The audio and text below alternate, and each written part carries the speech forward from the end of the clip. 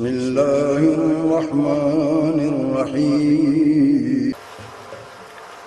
مختصراً عرض ہے، علماء کرام تشریف فرما ہے، پھر حضرت قبلہ علامہ صلاح الدین صاحب برکاتہم بھی تشریف فرما ہے، مولانا شریف صاحب ہے، مولانا زردار صاحب ہے، کافی علماء تشریف فرما ہے۔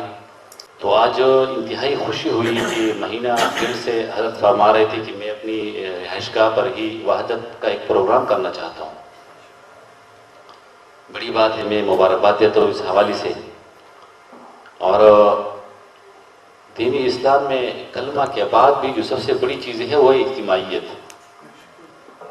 اجتماعیت نماز میں بھی ہے، روزے میں بھی ہے، زکوٰۃ کے احکام ہے، حج کے احکام ہے، جہاں جہاں فرض احکام ہے تقریباً تمام میں کلی طور پر، شاید مجھے تو کہیں جزوی طور پر کوئی چیز نظر نہیں آتی، کلی طور پر تمام کے تمام میں اجتماعیت ہے۔ اور دین اسلام میں ہے اجتماعیت کا نام، دوسرا نام اجتماعیت کا ہے، جس کے بارے میں اللہ کے رسول صلی اللہ علیہ وسلم نے بھی فرمایا کہ ید اللہ الجماع، اور اللہ کا جو حکم ہے کہ واعتصموا بحبل اللہ جمیعا، ایک ہی اللہ کے دین کو، رسی کو مضبوطی سے تھامے رہو۔ اگر تفریق میں پڑھو گے تو فتفشلوا وتذهب ريحكم، بزدل ہو جاؤ گے، تمہاری ہوا اکڑ جائے گی، طاقت اکڑ جائے گی، ختم ہو جائے گی۔ اس کی یہ مثال صرف آج نہیں، بلکہ اگر ہم تھوڑی دور تک بھی ہم جائے، ایک وقت اور بھی تھا جب ہلاکو خان آیا، لوگ لڑا کرتے تھے سنی شیعہ کی کہانی کے چکر میں عراق میں۔ جب ہلاکو خان آیا تو اس نے نہ سنی دیکھا نہ شیعہ دیکھا، بلکہ سروں کے اوپر سر رکھتا گیا۔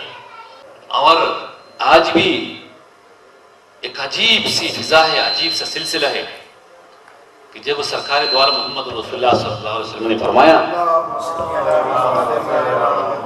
کہ جس شخص نے میرا کلمہ پڑھا، جس شخص نے قبلے کی طرف نماز کی، جس شخص نے حلال کو حلال سمجھا، حرام کو حرام سمجھا، بس ان کے ساتھ پھر نزاع کرنا، پھر لڑنا اچھی بات نہیں ہے۔ اور اگر ایک آدمی کسی معاملے میں تقیہ بھی کرتا ہے، شاید اس کا، ہماری مولانا شریف صاحب اچھے مدرس ہیں ماشاءاللہ، ایک سادہ لباس میں بیٹھیں گے، اچھے مدرس ہیں، لیکن میں کبھی کبھی کہا کرتا ہوں کہ چھوٹی چیزیں اگر فروعیات میں بھی اگر کسی مسلک کا وہ کوئی بھی ہو مسالک میں سے، اگر اس کی کوئی چیز اگر اچھی لگے تو اس کو آپ دل سے قبول نہیں بلکہ اس کو کھل کر آپ اس کا اظہار بھی کریں، اس میں کیا ہے؟ وَقَلْبُهُ مُطْمَئِنٌ بِالْإِيمَانِ والی بات ہے۔ اگر آپ کا دل مطمئن ہے، کہیں پر آپ کی عقیدی کو اگر آپ اس لیے چھپاتے ہو کہ اگر یہاں پر میں اپنے عقیدے کو ظاہر کروں اور میں یہاں پر مجھے قتل ہونے کا اندیشہ ہے، تو اس پر میرے خیال میں صرف اہل تشیع تقیہ کے قائل سنے، باقی اور قائل نہیں میرے خیال میں۔ وہاں ان کو وہ عزیمت کہتے ہیں کہ رخصت پہ نہیں جاؤ۔ لیکن اگر کہیں پر اس معاملے میں وہ قلب مطمئن والی بات پر اگر کہیں ایسا مسئلہ ہو تو اگر تقی سے بھی کام لیا جائے تو میں سمجھتا ہوں کہ کوئی بڑی بات نہیں ہے۔ اور اگر کہیں اور پر تقیہ ہوتا ہے تو پھر کم سے کم آدمی ان اختلافات میں تقیہ کرے، اختلافات میں تقیہ کرے، بات تو سکوت ہو جائے گی نا، سکوت ہو جائے گی تو خود بخود جھگڑا ختم ہو جائے گا۔ اور پھر ایک آیت جو اکثر میں انصاری صاحب کے ہاں پڑھتا ہوں، آج ذہن میں نہیں ہے، اللہ عالم ذہن حاضر نہیں، لیکن اس کے آخر ایک جملہ جو صحابہ رضوان اللہ عنہم اجمعین اور بی بی عائشہ صدیقہ رضی اللہ تعالیٰ کی بھی ایک روایت ہے، اس حدیث آیت کے بارے میں تمام مفسرین نے لکھا ہے کہ رسول اللہ صلی اللہ علیہ وآلہ وسلم نے بھی فرمایا کہ جو اس آیت کو تہجد کی آیت میں آخر میں پڑھے تو اس کی دعا قبول ہوتی ہے۔ وہ آیت یہی آیت ہے کہ یہ دینی ہے، ملت ابراہیمہ ہے، ملت ابراہیمہ، اس میں تفریقے سے کام نہیں لو، اور انت تحکم بین عبادک فیما کانوا فیہ یختلفون، یہ جو آخری الفاظ ہے آیت کے کہ اے اللہ تو ہی فیصلہ فرمائے گا اپنے بندوں کے درمیان کہ کون حق پہ تھا کون باطل پہ تھا، یا سارے حق پہ تھے، فیما کانوا فیہ یختلفون۔ رسول اللہ صلی اللہ علیہ وسلم کے بارے میں آیا ہے کہ اکثر تہجد کی نماز میں ان آیتوں کو پڑھتے تھے، پھر دعا سے پہلے اس آیت کو پڑھتے تھے کہ اللہ انت تحکم بین عبادک فیما کانوا فیہ یختلفون، بات ختم ہو گئی۔ تو کلام پاک نے اور رسول اللہ صلی اللہ علیہ وسلم کی سیرت نے تو ہمارے لیے وسعت ظرفی کے ساتھ، یعنی عبداللہ آ کر کہتے ہیں کہ یا رسول اللہ، اگر آپ کہتے تو میں اپنے باپ جو عبداللہ بن ابی جو مشہور منافق تھا، اگر آپ کہتے تو اس کا میں سر کاٹ کے لاتا ہوں، رسول اللہ صلی اللہ علیہ وسلم منع فرماتے۔ اس سے بڑی وسعت ظرفی کیا ہوگی؟ جس شخص نے ٹھیک ٹھاک نقصانات پہنچائے دین کو، جس نے مسلمانوں کو بس میں لڑایا، صحابہ کو بس میں لڑایا. آج ایک بات اور ہمارے ساتھی، میں اکثر اس کی مذمت کرتا ہوں اور کہتا ہوں کہ غلط کہتے ہو، علماء بہت کم ہوں گے شاید، لیکن میں نہیں سمجھتا کہ عالم ہو اور اختلاف کی بات کرے، یہ نہیں ہو سکتا. وہ پہ قرآن کی نظر میں، حدیث کی نظر میں اختلاف کی بات نہیں کر سکتا، اور پھر سارا کیچڑ علماء کے اوپر ڈالتے ہیں. حضرت میں ساتھ کہتا ہوں کہ پہلے ہم کہتے تھے سامراج سامراج سامراج سامراج، بچپن سے ہم یہ سنتے آ رہے سامراج برطانیہ امریکہ سامراج. بھائی اب تو سامراج کلم کلا آپ دیکھ رہے ہو، ہم دیکھ رہے ہیں. دہشت گرد تنظیمیں بنائے انہوں نے، سپورٹ کر رہے ہیں، کبھی سعودیہ کی، کبھی ایران کی، کبھی پاکستان کی. جب ایران اور یہ مسائل سعودی کے مسائل چلے تو غالباً فقہ جعفریہ کے علامہ ساجد نقوی صاحب کے بعد علامہ موسی صاحب، اس کے بیان بڑا مجھے انتہائی پسند آیا. اور میں کہا کرتا ہوں اکثر اپنے مراکز میں کہا کرتا ہوں، اس نے ایک بات کی کہ ایران اپنے انقلاب برپا کرنا چھوڑ دے، ایران اپنے انقلاب برپا کرنا چھوڑ لے، اور سعودیہ اپنے عقائد کو دوسروں کے اوپر مسلط کرنا چھوڑ لے، خلاف ختم ہو جائے گا. آج اگر مجھے ایک کہیں آتا ہے، سعودی سے آتا ہے، تو میں خاموش ہو جاتا ہوں، میں کتمان حق کرتا ہوں. بھائی قبر میں کیا مل رہے ہیں، سعودی کھوائے گا. میرے چھندے بند ہو جاتے ہیں مسجد اور مدرسے کی. اس لیے ہم مولوی بھی اپنی ممبر رسول کے اوپر، وہ رسول، وہ مصلح، وہ رسول جس کے بارے میں کیا فرمایا. ایک طرف سادات، سبحان اللہ، سادات کی فضیلت، شاہ صاحب چلے گئی ایمرجنسی کام سے، سادات کی فضیلت ہم بیان نہیں کر سکتے کہ جس کا ذکر نماز میں، جس کا ذکر درود میں، کہاں ان کا ذکر نہیں ہے. لیکن جب علم کی بات آتی ہے تو فرمایا کہ العلماء ورثۃ الانبیاء، علماء انبیاء کے وارث ہیں.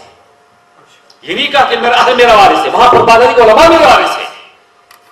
اور پھر علماء کے اوپر وہ سارا کیچڑ تفرق کے حوالے سے، خون بہا کے حوالے سے سارا کیچڑ ان کے اوپر ڈالا جاتا ہے. سب کو پتہ کہ عالمی سامراج دیتا ہے، تقسیم ہوتا ہے، وہ پیسے اکاؤنٹوں میں کہاں سے آتے ہیں، کہاں تک تقسیم ہوتا ہے. اور ایک شخص اٹھ کر دوسرے کو حرام سے، آپ گستاخ ہو، آپ مشرک ہو، بات ختم ہو جاتی. اسی بنا پر قتل و غارت کا سلسلہ جاری ہے. آج کس کا میں رجسٹر کی بات یہاں دو سے کر رہا تھا، ان کا بیٹا قتل، گنمین قتل، ان کا ٹرسٹی قتل. اس طریقے سے آپ اس طرف بلو ڈاؤن کی طرف آئے، داروں کی طرف آئے. میں سمجھتا ہوں کہ کوئی بھی عالم ہوگا تو اس قسم کو دست نہیں دے گا. لیکن آج مکمل وہ یہود و ہنود مکمل سازشیں کر رہے ہیں. جو ہماری مشترکہ مسائل ہے، وہ تو مقدس کا مسئلہ ہم نے چھوڑا ہوا ہے، برب کا مسئلہ ہے اس کو ہم نے چھوڑا ہوا ہے. وہ اسرائیل جس کے بارے میں جو کہا کرتے تھے اپنے نبی کو کہ انت ربک فقاتلا، تو اور تیرے رب جا کے لڑے. یہ اس نبی کی اولاد ہے، اتنی بزدل ہے کہ جہاد نہیں کر سکتے تھے، لڑ نہیں سکتے تھے، اور انہوں نے اپنے نبی سے کہا کہ انت ربک فقاتلا، تو جا کے رب جانے، تم دور لڑو، ہم لڑنے والے نہیں ہیں. انہا ہونا قائدون، ہم یہاں بیٹھے رہیں گے. آج وہ اسرائیل کو آپ دیکھیں، فلسطین تو کیا کہ بیت المقدس کے اندر 20 دفعہ گھس گئی بے حرمتی کی. آج وہی ہنود جو گنی چنی لوگ ہیں، غالباً ہزاروں چلو لاکھوں میں ہوں گے، لاکھوں سے زیادہ نہیں ہے یہودیوں کی تعداد. آج وہ عیسائیوں پر بھی مکمل حکومت کر رہی ہے، اور اس طریقے سے مسلمان تمام کے تمام مسلمان، وہ تو ان کے زیر تسلط ہیں. لیکن آج اگر میرا ملک ان کے اشاروں پر چل رہا ہے تو میں خوش ہوتا ہوں. میں ان کی مذمت نہیں کر سکتا، کیونکہ پھر میں لاپتہ ہو جاؤں گا. کون میرا پوچھے گا؟ بچوں کو کون پوچھے گا؟ ان معصوم بچوں کو کون پوچھے گا؟ کون ان کو رزق دے گا؟ ہم خوش ہوتے ہیں ان کے ساتھ اتحاد و وحدت کے حوالے سے. اور قرآن پاک کی وہ آیتیں، ابتدائی 5 آیتیں، وہ آیتیں بالکل واضح ہے. فرمائے کہ مسلمان، کیا تم اسی بار مسلمان کہو گے یہود و ہنود کے ساتھ اتحاد و وحدت کی بات کرے، ان کو اپنی دلوں کی راز دے اور ان کے ساتھ ہاتھوں میں ہاتھ ملائے؟ فرمائے اے میرے نبی، وہ بھی مسلمان ہو سکتے ہیں؟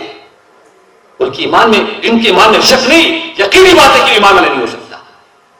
ایمان والے کے ساتھ ہاتھ ملائے گا، کافر کے ساتھ ہاتھ ملائے گا. اور کفر ملت واحدہ، وہ الگ ملت ہے اور الگ ملت ہے. میں وجیہ الدین، میرا نام ہے، اسن آباد النور سوسائٹی میں رہائش ہے.